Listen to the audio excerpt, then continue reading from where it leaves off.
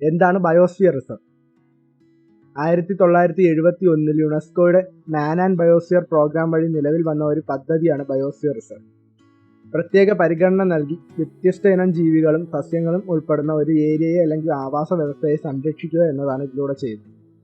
ഇതിലൂടെ അവിടുത്തെ ബയോഡൈവേഴ്സിറ്റി സംരക്ഷിക്കപ്പെടുകയും സുസ്ഥിര വികസനത്തിന് ആക്കം കൂട്ടുകയും ചെയ്യുന്നു. ഇന്ത്യയിലെ ഏറ്റവും വലിയ 5 ബയോസ്ഫിയർ റിസർവ്സ് ഏതൊക്കെയാണെന്ന് നോക്കാം. Number 5 Nandadevi biosphere reserve. ഉത്തരാഖണ്ഡിലെ ചമോലി ജില്ലയിലാണ് നന്ദാദേവി ബയോസ്ഫിയർ റിസർവ് സ്ഥിതി ചെയ്യുന്നത്. വെസ്റ്റേൺ ഹിമാലയസിന്റെ ഭാഗമായി വരുന്ന ഇതിന്റെ ഏരിയ ഏകദേശം 6407 km² ആണ്. ഇവിടുത്തെ പ്രധാന പ്രൊട്ടക്റ്റഡ് അനിമൽസ് എന്ന് പറയുന്നത് ഹിമപ്പുലിയും ഹിമാലയൻ മസ്ക് ഡിയറുമാണ്. ഒട്ടനേകം പ്ലാന്റ് സ്പീഷീസും ഇവിടെ കാണപ്പെടും.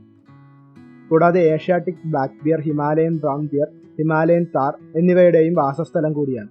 Number 4 cold desert biosphere reserve. Himachal പ്രദേശിലെ വെസ്റ്റേൺ ഹിമാലയത്തിന്റെ ഭാഗമായി കാണപ്പെടുന്ന കോൾഡ് ഡെസേർട്ടിന്റെ ഏരിയ ഏകദേശം 7770 km² ആണ്.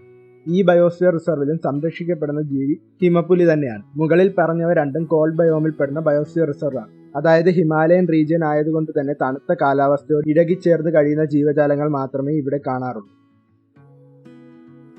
നമ്പർ 3 സുന്ദർബൻസ്. ഇന്ത്യയിൽ രണ്ടാമതായി നിലവിൽ വന്ന ബയോസ്ഫിയർ റിസർവാണ് സുന്ദർബൻസ്. ലോകത്തിലെ ഏറ്റവും വലിയ ഡെൽറ്റയും ഏറ്റവും വലിയ കണ്ടൽക്കാടുകളും കാണപ്പെടുന്ന പ്രദേശമാണ്.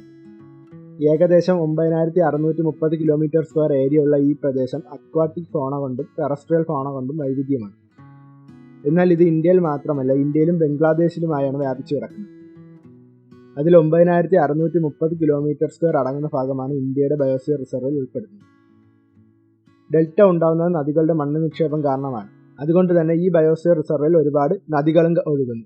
സുന്ദർബൻസിനെ ചുറ്റി ഒഴുകുന്ന നദിയാണ് ഗംഗയുടെ പോഷക നദിയായ മുറിഗംഗ. കൂടാതെ ഹരിംബംഗ, റൈമംഗൽ എന്നീ നദികളും സുന്ദർബൻസിന് കിഴക്കായി ഒഴുകുന്നു. സപ്തമുഖി, മാറ്റ്ല, തക്കൂറാൻ, ഗോസബ എന്നീ നദികളും ഇതുവഴി ഒഴുകുന്നു. Royal Bengal tiger, Gangetic dolphin, estuarine crocodile എന്നിവ ഇവിടുത്തെ പ്രധാന സംരക്ഷിത ജീവികളാണ്.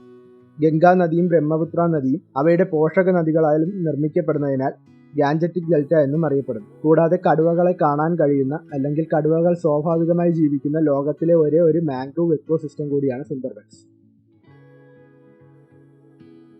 Number 2 Gulf of Mannar. South ഏഷ്യയിലെ തന്നെ ആദ്യത്തെ മറൈൻ ബയോസ്ഫിയർ റിസർവാണ് ഇന്ത്യയിലെ തമിഴ്നാട് സ്റ്റേറ്റിൽ സ്ഥിതി ചെയ്യുന്ന ഗൾഫ് ഓഫ് മാന്നാർ. രാമേശ്വരം മുതൽ കന്യാകുമാരി വരെ വ്യാപിച്ചു കിടക്കുന്ന ഏകദേശം 10500 km² ഏരിയ ഉള്ള ഇവിടെ ഏകദേശം 3600-ൽ പരം സ്പീഷീസ് അധിവസിക്കുന്നു. കോസ്റ്റൽ ബയോമിലുള്ള ഇതിന്റെ അടിഭാഗം ഏറ്റവും വലിയ എൻഡേഞ്ചേർഡ് മറൈൻ അനിമലായ ഡുഗോങ്ങിന്റെ ഫീഡിംഗ് ഗ്രൗണ്ട് ആണ്. അതുകൊണ്ട് തന്നെ പ്രൊട്ടക്ട് ചെയ്യുന്ന സ്പീഷീസും ഡുഗോൺ അഥവാ കടൽപ്പശു തന്നെയാണ്. Number 1 the great Rann of Kutch. ഇന്ത്യയിലെ ഏറ്റവും വലിയ ബയോസ്ഫിയർ റിസർവ് എന്ന് പറയുന്നത് ഗുജറാത്തിലെ ഗ്രേറ്റ് റാൺ ഓഫ് കച്ച് ആണ്. ഏകദേശം 12454 km² ഏരിയ ഉള്ള ഇത് ഡെസേർട്ട് ബയോമിലാണ് ഉൾപ്പെടുന്നത്. മരുഭൂമി ആയതുകൊണ്ട് തന്നെ അവിടെയുള്ള ജീവികളും ആ ക്ലൈമാറ്റിക് കണ്ടീഷൻ സൂട്ടബിൾ ആയിട്ടുള്ളവയാണ്. ഇവിടെ പ്രൊട്ടക്ട് ചെയ്യുന്ന ഒരുപാട് സ്പീഷീസിൽ എടുത്തു പറയാനുള്ളത് ഇന്ത്യൻ വൈൽഡ് ആസ് ആണ്. Great Rann of Kutch biosphere റിസർവിനുള്ളിൽ തന്നെ ഇവർക്കായി ഇന്ത്യൻ വൈൽഡ് ആസ് സാങ്ച്വറിയും കാണപ്പെടുന്നു.